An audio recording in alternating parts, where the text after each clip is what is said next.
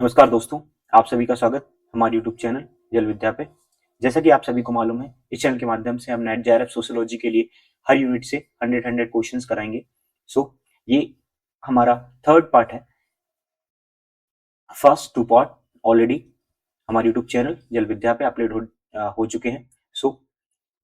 First part में हमने 30 questions किए थे, सेकंड पार्ट में हमने 30 क्वेश्चंस किए थे। ये हमारा थर्ड पार्ट है जिसमें हम 40 क्वेश्चंस करेंगे। टोटल हमारे 100 क्वेश्चंस हो जाएंगे आज कंप्लीट यूनिट 1 के लिए। So let's get started now. जो हमारा 61 क्वेश्चन है यूनिट 1 का, Weber's concept of rationalization refers to. इसमें जो बेबर का कॉन्सेप्ट है रैशनलाइजेशन, वो क्या है? रैशनलाइजेशन बता दूं पहले। हमारी ट्रेडिशनल सोसाइटीज में रीजनिंग जो थिंकिंग थी, लॉजिकल थिंकिंग थी, वो बहुत कम देखने को मिलती थी। लेकिन जब हम शिफ्ट हुए ट्रेडिशनल सोसाइटी से मॉडर्न सोसाइटी की तरफ, तो हमने देखा कि लॉजिकल थिंकिंग और रीजनिंग थिंकिंग पर ज्यादा हम बिलीव करने लगे। मैक्स वेबर जिन्होंने रैशनलाइजेशन का कॉन्सेप्ट दिया था, rationalisation is referred to option number 1, decline of bureaucracy, increased calculation and rule based organization, growth of traditional authority, rejection of science. Now rationalization जो rational thinking, logical thinking की बात करता है, calculation की बात करता है, efficiency की बात करता है, एक rule based organization की बात करता है। So the right answer is option number B, increasing calculation and rule based organization. So our next question number 62, which authority is based on devotion to an exceptional individual? इसमें हमारी authority की बात करी है। ऑथोरिटी कुछ type दिए थे authority के हमारे मैक्स वेबर ने, जिन्होंने बताया था कि traditional, legal, charismatic and another type of authorities होती हैं, जिसमें उन्होंने बताया था कि कुछ हमारी जो ऑथोरिटी है वो ट्रेडिशनल बेस्ड होती हैं, कुछ ऑथोरिटी होती हैं लीगल बेस्ड होती हैं, कुछ कैरिस्मेटिक बेस्ड। तो इसमें जो क्वेश्चन पूछा गया कि जो हमारा ऑथोरिटी है, इनमें से कौन सी authority devotion to an exceptional individual की जो बात करी है कि वो कौन सी ऑथोरिटी है? Option number A traditional authority, option number B legal rational authority, option number C charismatic, option number D bureaucratic. Now आप बात करें तो हमारी जो ट्रेडिशनल सोसाइटी थी, उसमें ट्रेडिशनल जो भी हमारी ऑथोरिटी थी, जिसमें आपको जो भी ऑथोरिटी मिली, आपको ट्रेडिशनल बेस पे आपके फोर फादर से, वही आपकी ऑथोरिटी बन जाती थी। उसके बाद एक लीगल रैशनल ऑथोरिटी आ गई है, जिसमें हम ब्यूरोक्रेसी की बात करते हैं। अब हमारी जो थर्ड है charismatic and fourth is bureaucratic. जो हमारी इंडिविजुअल एक्सेप्शन की बात करता है ऑथोरिटी की, वो है हमारी कैरिस्मेटिक ऑथोरिटी। कौन सी authority? Charismatic authority. So the answer is C, charismatic authority. Now our next question number 63, traditional authority is legitimate by. जो हमारी ट्रेडिशनल ऑथोरिटी है, उसके बारे में कौन सा ऑप्शन राइट है? First, formal law, second, established custom, personal charisma, F scientific knowledge. So traditional knowledge, traditional authority मतलब वो जो आपके ऑलरेडी, जो आपके फोर फादर से जो ऑथोरिटी मिलती थी पहले, वही आपकी ट्रेडिशनल ऑथोरिटी होती थी। So the right answer is option number B, established custom. जो आपके ऑलरेडी स्टैब्लिश्ड कस्टम है, उसके बेसिस पे आपको एक ऑथोरिटी प्रोवाइड होती थी स्टैब्लिश्ड कस्टम के द्वारा। तो वो कौन सी हमारी traditional authority. Now our next question number 64, legal rational authority. Legal rational authority की बात की है, इनमें से कौन सी ऑप्शंस राइट है? Option number A hereditary status, option number B personal authority, option number C formal rules and laws, and option number D religious faith. So जो हमारी लीगल रैशनल ऑथोरिटी है, legal rational authority, rules and regulations पे based होगी। किस पे होगी? Rules and regulations पे जो अथॉरिटी बेस्ड होगी उसको हम क्या बोलते हैं? Legal rational authority. So the right answer is option number C, formal rules and laws. Now our next question, question number 65। Weber's concept of status, Weber का जो कॉन्सेप्ट है status is primary related to, किससे related है? Option number A, social honor or prestige, option number B, ownership of factories, option number C, political power only, option number D, religious rituals. So जो weber concept है status, ये हमारा किस पे based था? Prestige पे based है। किस पे? प्रेस्टीज पे बेस्ड था। उसके साथ साथ सोशल जो ऑनर है उसके बेसिस पे आपको एक सोशल स्टेटस मिलता था। ये किसने बताया था हमको? मार्क्स वेबर ने। So the right answer is option number A, social honour and prestige. Now, our next question, question number 66. Weber's distinguished class from status primarily on the basis of, weber ने, marks weber जिन्होंने class को distinguish किया था status पे, कौन सा option right है? So the हमारा ऑप्शन ए है जो है वो economic position versus social honour में किया था, या फिर हमारा ऑप्शन नंबर बी सोशल, हमारा religious versus politics, option number C family versus education, हमारा option number D rural versus urban location. So जब क्लास और स्टेटस की बात आती है तब मार्क्स की बात आती है, क्योंकि इन्होंने बहुत ज्यादा क्लास एंड स्टेटस की बात करी है। सो इन्होंने डिस्टिंग्विश किया था जब आपका इकोनॉमिक पोजीशन और सोशल ऑनर आता है तब हमारा क्लास एंड स्टेटस की को डिस्टिंग्विश कर सकते हैं। So the right answer is option number A, economic position and versus social honor. Now, अब question number 67। Weber's iron cage, एक कॉन्सेप्ट था iron cage, is associated with, इनका जो कॉन्सेप्ट था आयरन केज वो किससे एसोसिएटेड है? ट्रेडिशनलिज्म, रैशनलाइजेशन, सोशलिज्म या फिर एनोमिक। अब देखो आयरन केज की थोड़ी इंफॉर्मेशन दे दूं, मतलब जब आयरन केज तब आता है जब जो हमारा ब्यूरोक्रेसी है उनका जब रूल्स और रेगुलेशंस बहुत ज्यादा करने लगे, वो लोग का जब रूल्स एंड रेगुलेशन बहुत ज्यादा करने लगे या इंक्रीज हो जाए, इनके रूल्स एंड रेगुलेशन का डोमिनेंस हो जाए, तब हमारा आता है आयरन केज। सो ये किसकी बात करता है? रैशनलाइजेशन की। So remember that. Now our next question, question number 68। Which book is associated with Weber, Weber से, मार्क्स वेबर से कौन सी बुक एसोसिएटेड है? नाउ हमारा option number A economy and society, option number B division of labour, option number C society, option number D rule of sociological method. Now हम कुछ हमने प्रीवियस पीपीआईक्यूज में देखा सोसाइटी जो कॉन्सेप्ट है इमाइल रेखाइन का, division of labour and now economy and society. Economy और सोसाइटी की बात करते हैं कौन? Marx Weber. कौन? Marx Weber. इनकी एक बुक है economy and society.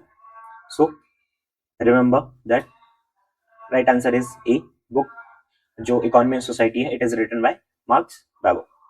Now our next question, question number 69। Which is not a Parsons pattern variable, pattern ने पार्सन जिन्होंने कुछ पैटर्न वेरिएबल दिए थे, क्या दिए थे? पैटर्न वेरिएबल दिए थे।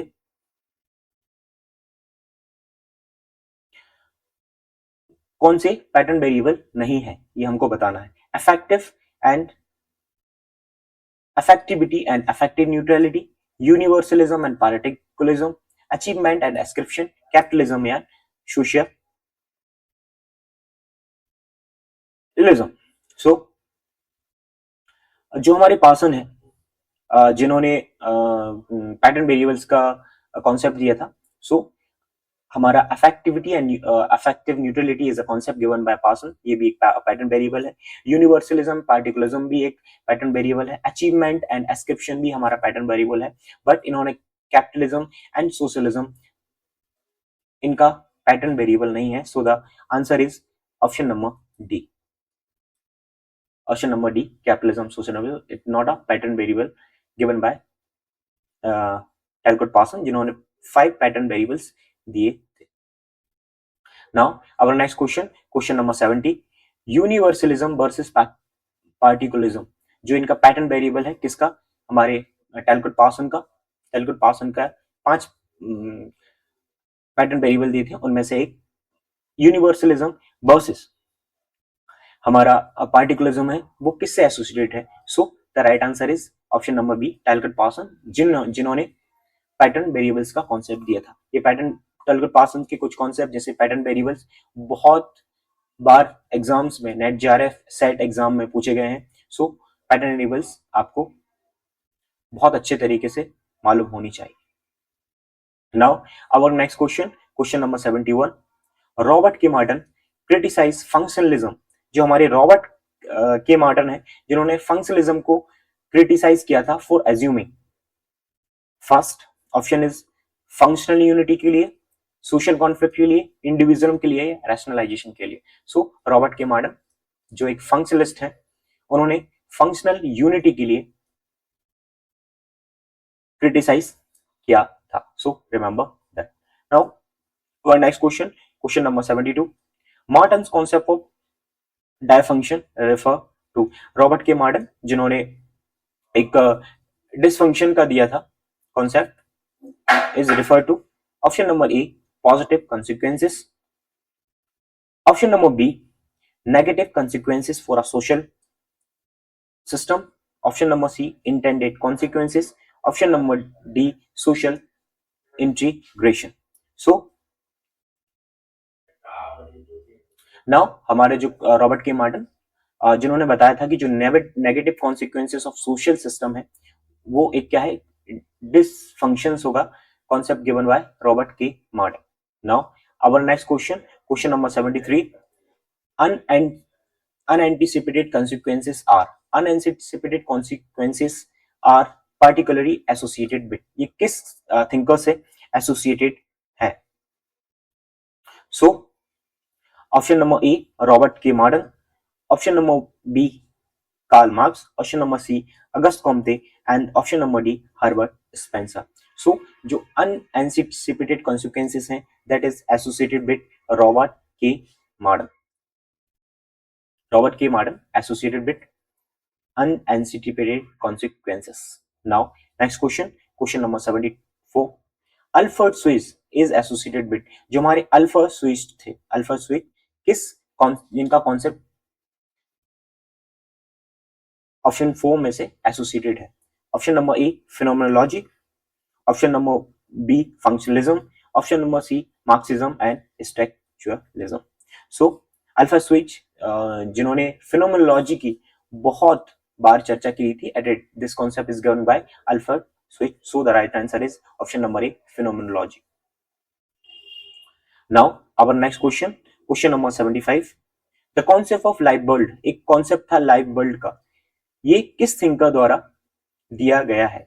जो कॉन्सेप्ट हमारा लाइफ वर्ल्ड है वो किस थिंकर द्वारा दिया गया है। Now first option Alfred Swiss and phenomenology, Marxism, structure functionalism या फिर इवोल्यूशनिज्म। नाउ हमारा जो लाइफ वर्ल्ड है, this concept is also given by Alfred Swiss. So remember that. Now our next question, question number 76, Herbert Blumer is associated with. जो हमारे thinker है Herbert Blumer किससे associated है। So the option number A symbolic interactionism, option number B functionalism, option number C conflict theory and option number D structuralism. So जो हमारा Herbert bloomer है ये हमारी सिंबॉलिक, इन्होंने सिंबॉलिक इंटरेक्शनिज्म की बात करी थी। So Herbert Blumer is associated with symbolic interactionism. ये क्वेश्चंस बहुत बार रिपीटेड हुआ है, so remember that. Now our next question, question number 77, according to symbolic interactionism. जो हमारा कॉन्सेप्ट है symbolic interactionism, meaning are primarily fixed biological होती हैं। हमारा option number second created and modified through interaction, option number C determined only by economic classes, option number D impose entirely by the state. So जो हमारा symbolic interactionism है, it is created and modified through interaction, क्योंकि Herbert Blumer जो interaction की बात करते हैं, interaction से ही हमारा क्या सिंबॉलिक इंट्रैक्शनिज्म आता है। सो इन सब ये कॉन्सेप्ट बहुत इंपॉर्टेंट होते हैं, इन कॉन्सेप्ट को आपको बहुत अच्छे तरीके से समझना है। Now next question, question number 78, Goffman's dramaturgical approach compare social life to.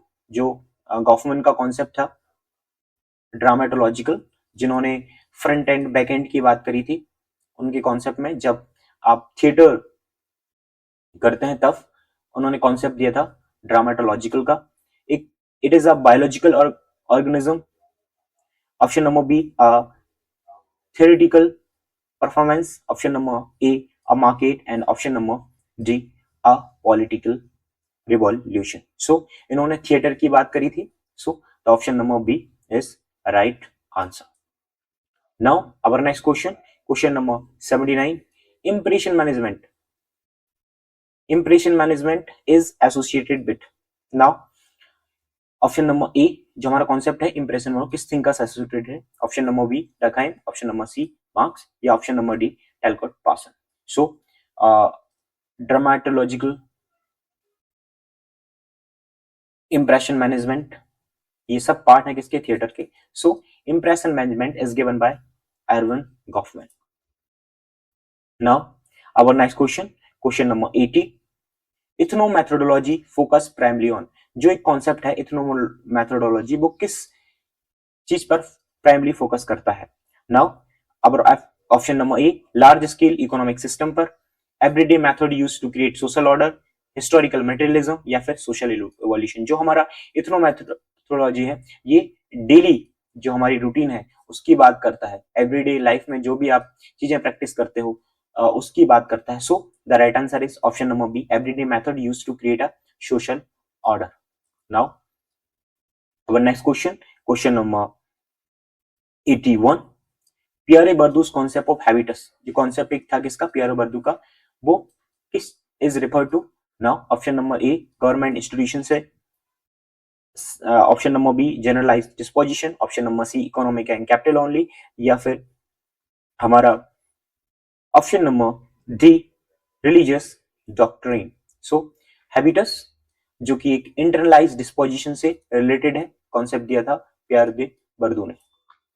Now our next question, question number 82, cultural capital can exist in. जो हमारा कल्चरल कैपिटल है वो एग्जिस्ट कहां करेगा, option number A embodied form, option number B objectified form, institutionalize form, या फिर all of the above.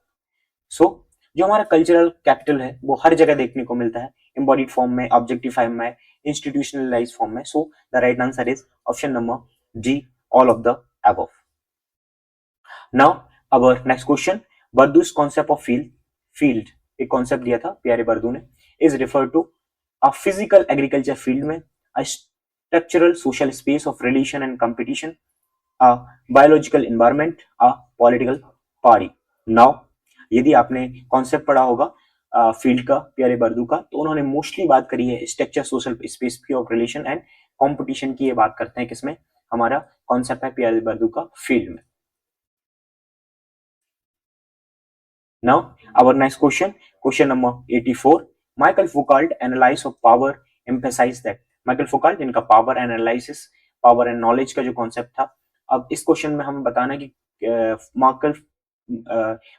Michael Foucault analyse of powers emphasise that power is, वो power कौन सी होती है, held only by the state, present only in the economic relation, diffused and exercised through social relation and completely absent from the institution।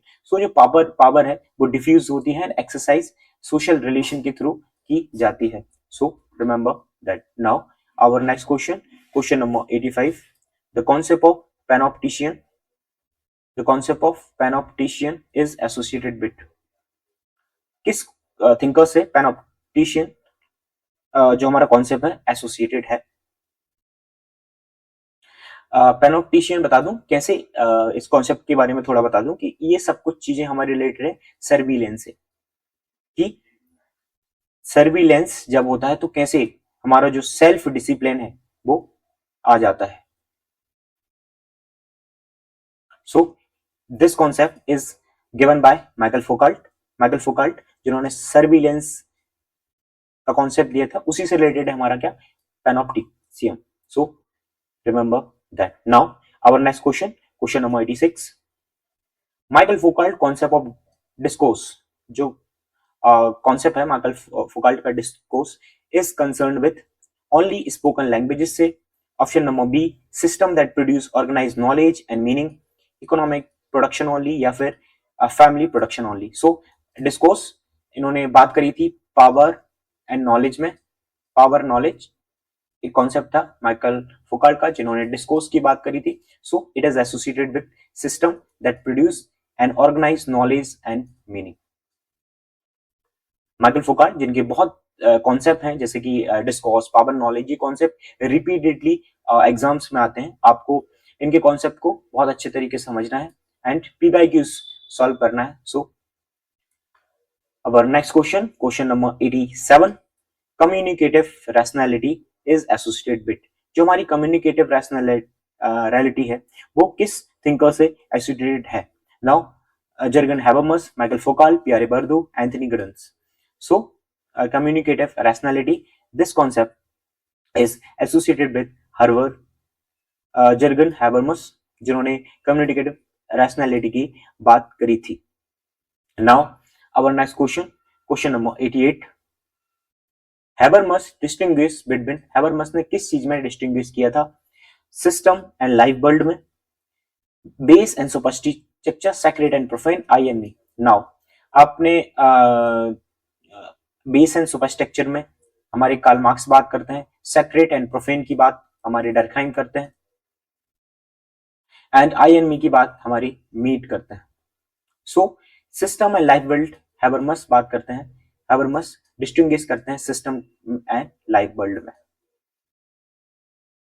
Now our next question, question number 89, Anthony Giddens duality of structure, एक concept दिया था Anthony Giddens ने, duality of structure means, option number A, structure only constant action, structure and agency that are completely separate, structure are both the medium of outcome of the social practices, individual have no agency।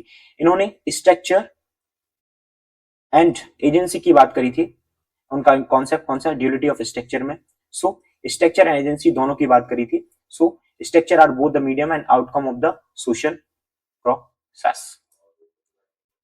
Now our next question, question number 90, which thinker is associated with reflexive modernisation, reflexive modernisation की किस thinker ने बात करी थी, option number A, Ulrich Beck, Karl Marx, option number C, Durkheim, या फिर Robert K Marton. Reflexive modernisation की बात आती है वहां पर उल्रिच बेक जिन्होंने रिफ्लेक्सिव मॉडर्नाइजेशन की बात करी थी। So remember that. Now our next question, question number 91, liquid modernity इस कॉन्सेप्ट एसोसिएटेड विद, जो हमारा कॉन्सेप्ट है लिक्विड मॉडर्निटी का वो किस थिंकर से एसोसिएटेड है। Now option number B, Zygmunt Bauman, option number B, Anthony Giddens, option number C, Jürgen Habermas, option number D, Michael Foucault. So जो हमारा लिक्विड मॉडर्निटी का जो कॉन्सेप्ट है वो हमारे जैगॉट बॉमन जो बात करते हैं, अपनी एक थ्योरी दी थी जिन्होंने लिक्विड मॉडर्निटी की बहुत एक डिटेल में इन्होंने बात की थी मॉडर्निटी की। सो remember that answer is option number E, Jacobin Bauman। Now our next question, question number 92, sociology is a science of social fact is closely associated with, जो हमारा sociology is a science of social fact किस thinker द्वारा बताया गया था। सो आप सभी को मालूम है हमारे थिंकर्स थे इमाइल डर्कहाइम जिन्होंने बहुत डिटेल में सोशल फैक्ट्स को एक्सप्लेन किया है। So this concept is associated with email Durkheim।